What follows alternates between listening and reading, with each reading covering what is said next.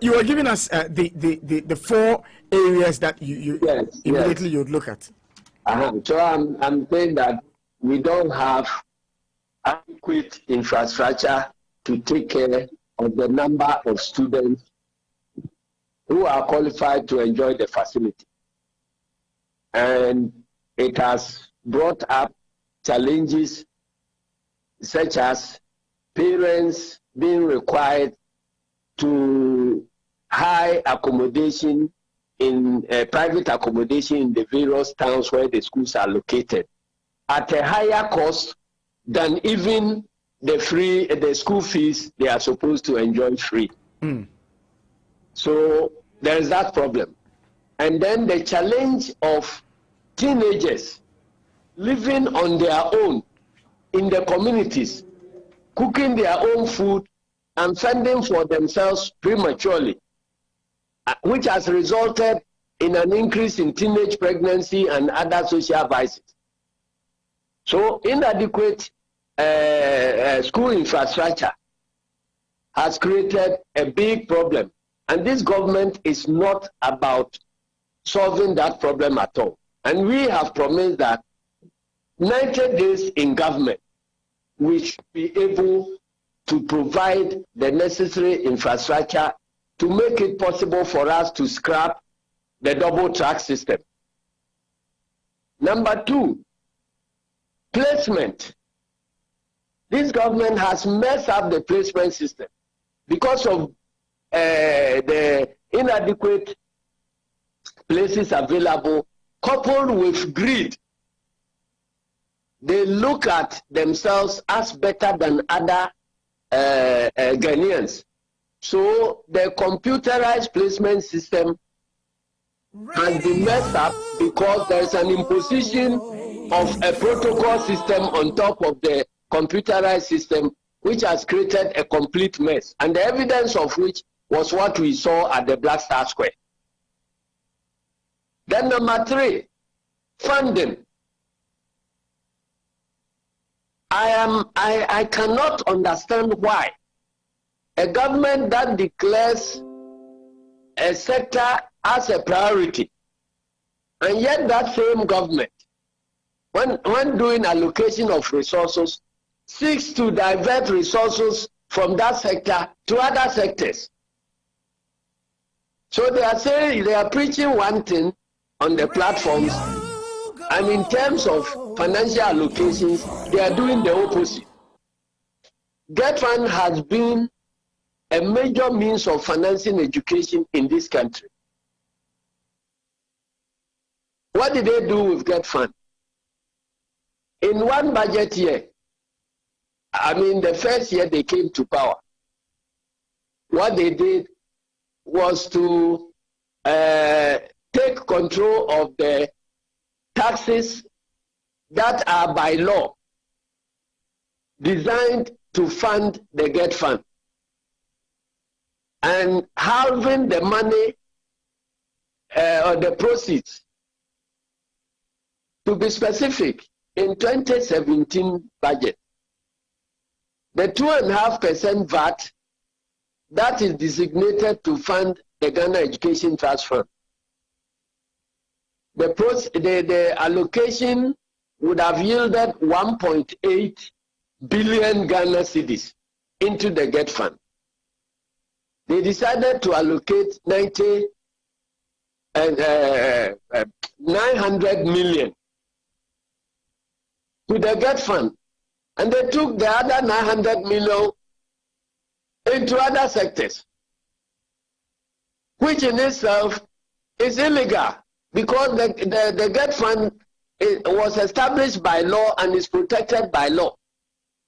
But they decided to arbitrarily cut it by half and take half of it into the main budget to finance other sectors.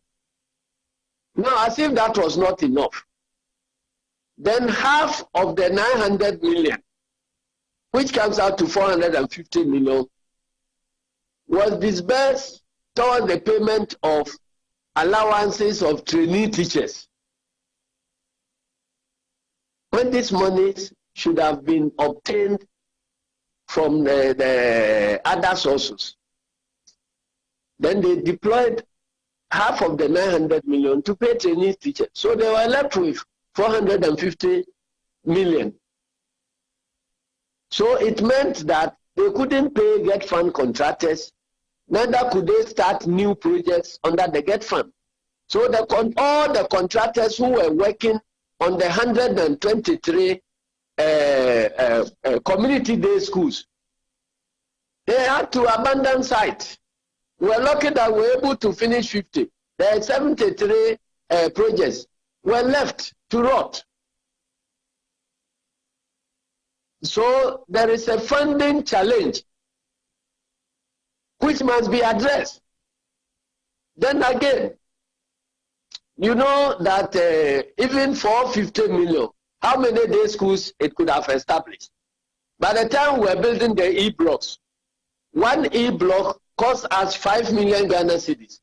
So if you take 450 million, that is sufficient to provide 90 new E-blocks. If you had 90 new blocks completed, would there be any need for these multiple tracks? So, and the government was all over the place saying they are going to use oil money. They are going to use oil money. For those who don't know, since they came into office, the oil money which Ghana has been receiving has been quadrupled, 4 times what we were receiving under the previous NDC government. And yet they come to face us and tell us that there is no money to finance the free SHS, for which reason they must increase the talk tax, imposing further burden on ordinary citizens. Again, the impact of the free SHS on the private schools because of the poor introduction could have been better managed, and then the facilities even in the private schools should have been deployed to complement the classroom and residential accommodation for students. Perhaps if they did the numbers well, they could have avoided this double track. Why do I say so? Since the introduction of this free SHS, many of the private schools are becoming empty. The facilities are there, and the people who are entitled to go there are also Ghanaians. So if you have engaged properly, and we have had a national discussion or conversation around the issue, we could perhaps have introduced some subsidy equivalent to whatever payment we were giving to students in the public schools to be given to the private schools, so that could reduce the fees they are charging and make them attractive for the extra students who could not get admission into the public schools to be accommodated in the private schools, and perhaps there may not be the need for this multiple track. So everything that has happened in that education sector has happened because of poor planning, all the challenges. Because nobody can tell me that as at the time President Akufo-Addo was introducing this free SHS, they did not anticipate the numbers that will be entering first year. If they didn't do that, then they don't qualify to be in government at all. Because this one, the projection is very easy. People don't come from their homes to senior high. They come from junior high schools, and you know the number of junior high schools and the students in each junior high school. So you should anticipate the number of students you are expecting, since funding is not going to be a challenge to any parent. All things being equal, every student who qualifies would have to enjoy that free SHS. So the numbers will increase. And you should know this. If they didn't know, then they have no business being in government. And if they knew, and yet they stopped the construction of further infrastructure for the schools, again, then they have no business being in government. So they mess this thing up. And to add insults to injuries,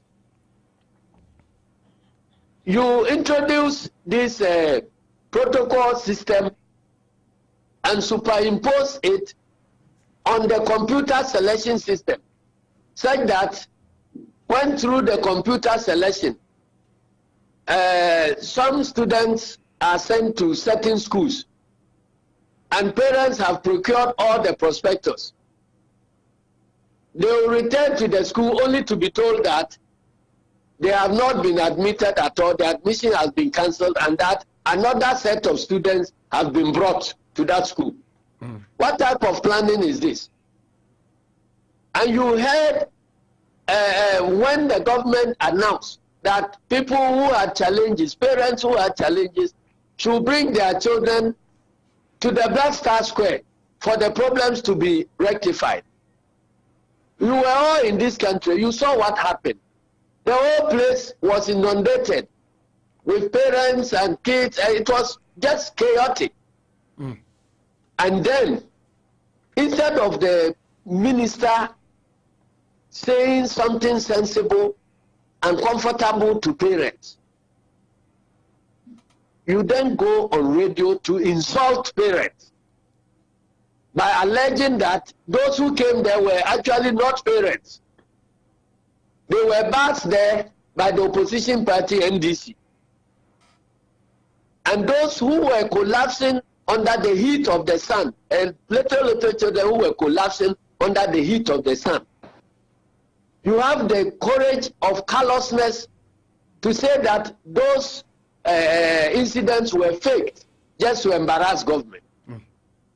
And you are aware that some committed suicide. They have since been buried. I was thinking that the government that was alleging that the collapsing was fake, they could have concluded that the deaths were also fake, so they leave the dead bodies there, unburied.